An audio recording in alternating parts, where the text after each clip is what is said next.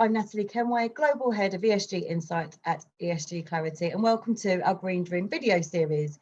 I'm delighted to be chatting with Louis Florentin Lee, Portfolio Manager and Managing Director for Lazard, also responsible for the Global Sustainable Equity Fund. Thank you so much for logging in and chatting with me today, Louis. That is a real pleasure, Natalie. Great. Well, first of all, can you give us an overview of the strategies that you are responsible for and what makes these products different from others on the market? Sure. So, along with my colleagues and partners, Barney Wilson and Jenny Hardy, I'm responsible for our global sustainable strategy at Lazard.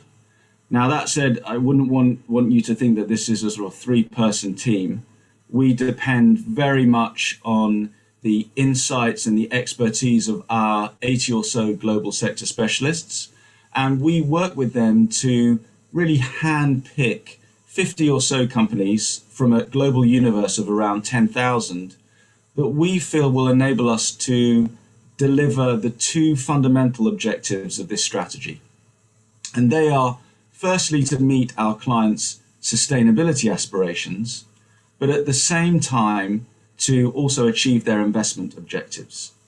And we aim to do that by investing in companies that really are at the forefront of helping to put our world onto a more sustainable footing, but at the same time doing that in a way that positively impacts their ability to generate profits for shareholders.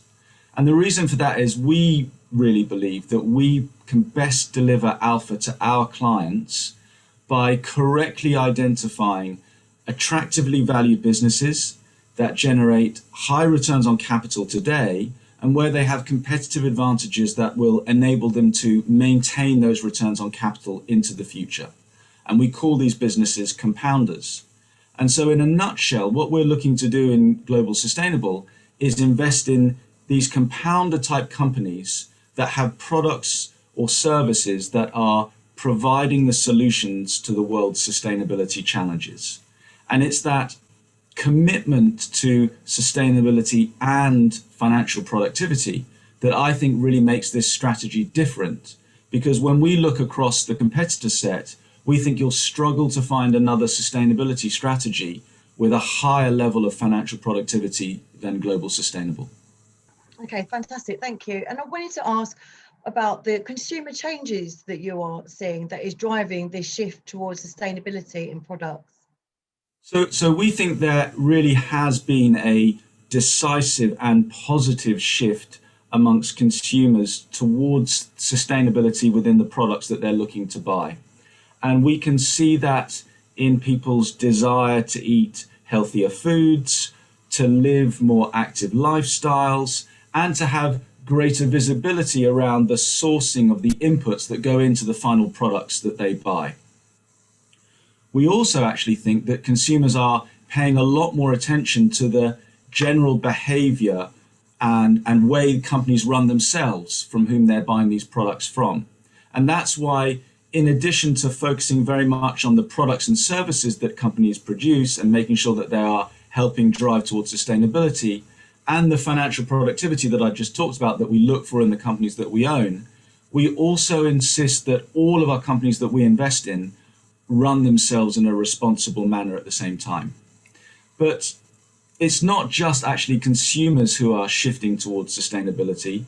Governments are moving their policies towards it. Businesses are shifting their strategies towards it. And for us, when all of that happens in the same space, that's when you get some particularly exciting investment opportunities. So electric vehicles would be one example, but cycling is another good one, actually. Okay, fantastic. It's really interesting. And how are you incorporating these themes into your portfolios? So if we stay on the theme of cycling for a moment, we see there growing levels of demand as governments really focus on more greener transport solutions, as consumers think more about their own health and well-being. And we know, though, that cyclists and motor vehicles, they're going to have to cohabit in the future. And that brings danger. That brings danger of accidents. And in our portfolio, we have an investment in a fascinating Scandinavian company called MIPS. So MIPS is the leader in brain protection systems for the helmet market. What they do is they sell a special insert to helmet manufacturers, which significantly reduces the rotational impact on the head in the event of a crash. And this is really, really important because it's the rotational impact on the brain that causes concussion. Think of it when your head, heaven forbid, but if your head was to hit the ground wearing a cycling helmet, your brain stops all at once, your skull stops all at once, but your brain will keep rotating. And it's that difference that causes these little tears in the brain, which unfortunately causes concussion. And MIPS have shown that their inserts actually reduce that rotational force and reduce the risk of concussion by up to 40%. So that's really important. From a business strategy perspective, they made an incredibly smart move in that they insist that any manufacturer that buys in their product has to display the MIPS yellow dots on the side of the helmet. And what that's done is, now it means that this yellow dot is what the consumer associates with safety and assurance in that helmet, which then reinforces MIPS' competitive advantage, and we think will allow them to gain more share and really dominate in that segment. And there's plenty of growth to go for still, because penetration rates of MIPS inserts into cycling helmets is still only 15%, and that's just cycling helmets. There are lots of adjacent markets as well that they can target, such as the motorbike market and the construction market, where for those helmets, safety is also really, really important. So that's I think a really exciting example for us about how the consumer is changing and how we can benefit from that. Yes, that does sound like a very important piece of kit. Okay, which sectors do you think are offering the best green innovations at the moment? Well, we've seen some really interesting green innovations in the building space.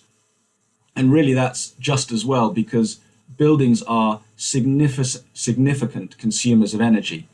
If you look at the total effect of heating, cooling, and illuminating a building, that in total represents about 40% of all global emissions. So it's if we're going to make a difference to carbon emissions, it's absolutely critical that we get this under control. And so we are interested in companies that are working to make the electrical products within buildings much more energy efficient and helping to reduce the overall consumption of energy and therefore reduce the carbon intensity of buildings. And so the French company Lazard, we think, is very well placed in this regard. They produce smart controls which enable the better control of lighting and heating in commercial buildings, but also at home. And it's the innovations in connectivity and management and measurement that are really helping Lazard drive energy efficiency through the products that they sell into buildings. So that's an exciting area for us. Fantastic. Well, thank you for sharing that with us. My final question, and we always ask this one on the Green Dream, is what is your favourite sustainable drink or snack? Well, I'm going to take a risk here. And this isn't just because I could do with a drink after being filmed on an interview, but I'm going to say a nice glass of French Burgundy wine. Now, why am I saying that? Well, actually, good French wine has some very impressive sustainability credentials, would you know? So back in 1855, the French authorities started classifying wine, and that started in Bordeaux. And in 1935, they brought in what's called the AOC system. That stands for Appellation d'Origine Contrôlée. And the purpose of it really was to set some strict criteria and characteristics that the wine growers had to follow to get this designation in order to give consumers a better guide as to the quality of the products and to promote a minimum level of quality. And one of the conditions for AOC status is that growers were not allowed to add extra water to their vineyards. So they have to rely completely and entirely on that year's rainfall. They can't add or use extra water to water their vines. And then also actually keeping up with the times, there's actually been a new classification of wine in France, which is called biodynamique, which means organic. And that for a wine to be certified as bio means that the producer has to have used only organic farming techniques on his vineyard for at least the last 3 years. So to answer your question, Natalie, I think I'm going to have a glass of biodynamique Burgundy after this. Fantastic. You've given me a craving for a Burgundy now too. So thank you very much for sharing that with us. And thank you for your time today. My pleasure.